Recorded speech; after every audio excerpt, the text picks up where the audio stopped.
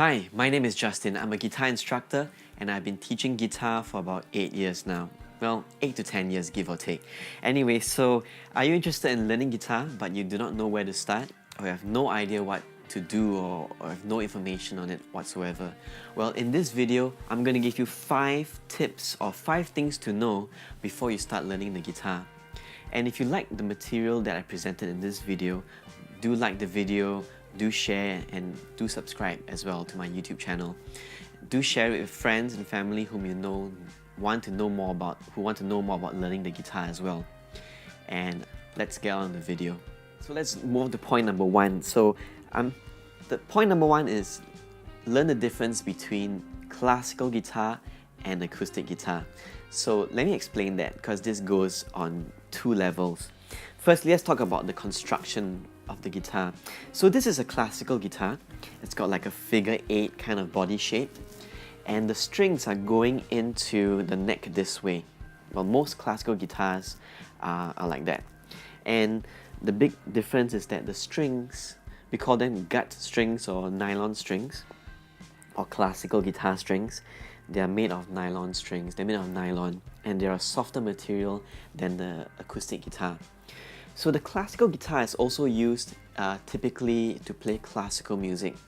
What I mean by classical music, whenever you hear your neighbors play the violin or the piano and they're playing very classical stuff like Mozart or Bach, that's classical music. And this classical guitar, the body shape and the way it's made, is typically used for that.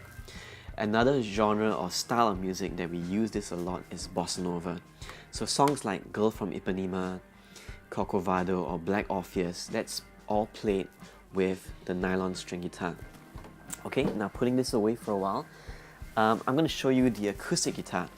Now the acoustic guitar comes in many shapes and sizes.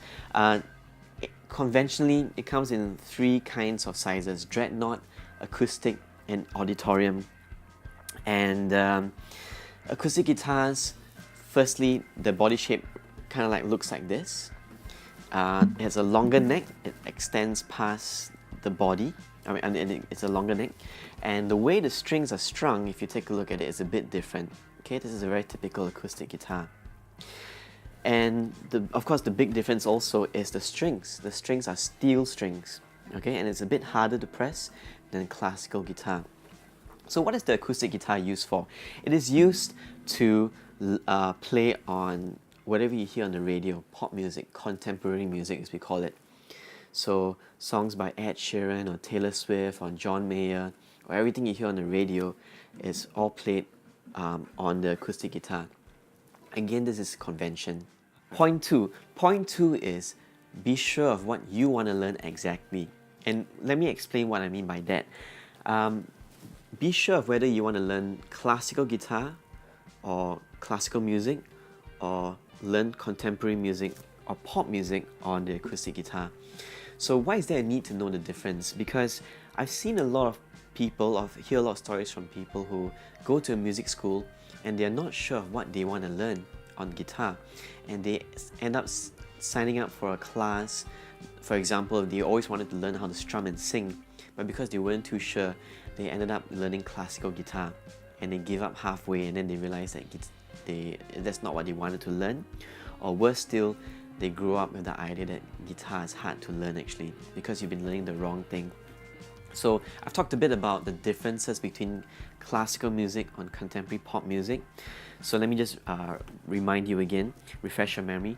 Classical music, which you play on a classical guitar, okay, think about these names: John Williams, Terega, Segovia, Julian Bream. If these names are very familiar to you and you love listening to those kinds of music that these people make, then that's classical music. That's what you want to learn. Sign up for a classical guitar course. However, if you want to strum and sing, if you like the music of Taylor Swift, Ed Sheeran, or whoever you listen to on the radio, the top 40s, then that's pop guitar or contemporary music. Learn it with the acoustic guitar. That is the main difference. I think it's very important to know what the difference is. And at this point in time, I also want to address a myth or misconception.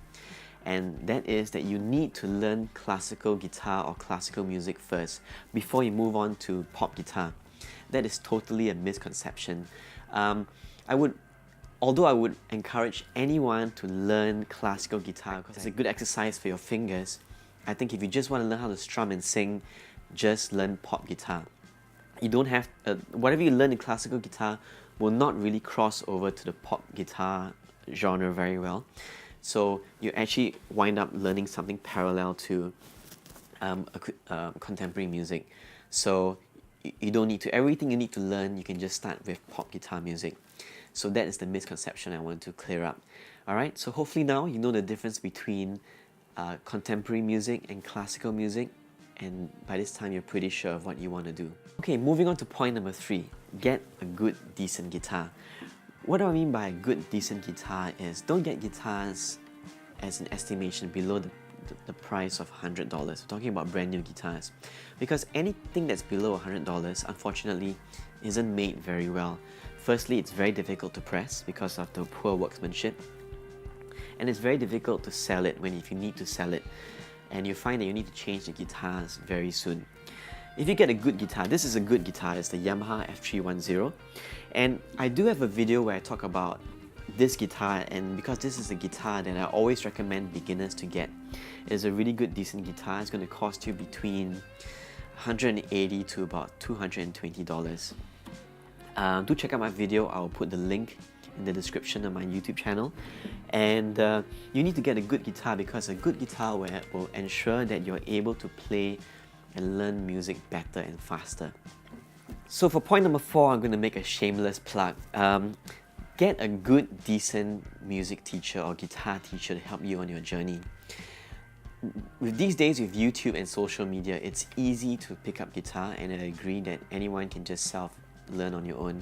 But the reason why you'll get a good teacher is because with the amount of information available online, there's going to be information that's not going to be good. And the worst thing you can do is to pick up bad habits or to learn it incomplete. With a good guitar teacher, he or she will be able to ensure that you get a good foundation and guide you through the right steps. Basically, you are paying for a really quick and easy way to learn guitar in the most efficient way. At least that's what I teach.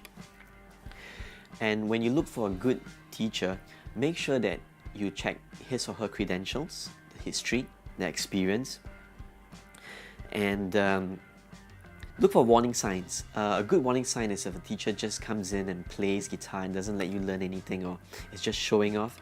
That's a sign of a really not too good teacher. Or if the teacher comes in and all he or she wants to do is just talk about theory, about scales, just very technical, difficult things that doesn't seem to make sense to you. Remember, you're just there to learn how to play songs first.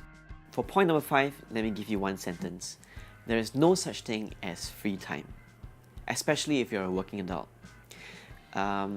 If you only practice, if you go back after a long day at work, you look at the clock and you say, no, there's just not enough time for me, I'm not going to practice when I'm free, then you're never going to practice the guitar.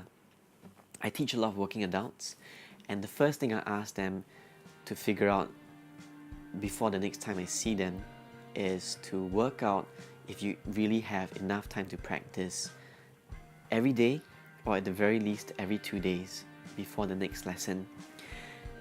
I think that's important. Every skill, as you know by now, needs time and commitment and effort. And if you don't make it a routine, it becomes a lot harder to practice, and very soon you will give up learning the guitar. So my advice is, set aside the time you need, make it into a routine, and hopefully over time you will get to learn, you get to like it and love it even, and then you can add more time to your routine. Trust me, this works. And here's where I'd like to address another misconception. How much time do you really need to practice? Most people say 20 minutes, 1 hour, half an hour. In my opinion, I don't think you need that time at all, especially maybe in the first 3 to 4 weeks of learning guitar. In my opinion, I think you only need, at the very most, 10 minutes to practice. Sounds like a very short time, right? But do think about it. In your daily schedule, can you actually free up 10 minutes to actually practice the guitar? If you can, good for you, and that's a very short amount of time to practice, and it's good. I think it's optimal, because whatever you learn is, you learn it in small bits, or rather, you're not going to learn like a whole bunch of things that's going to take you half an hour to practice.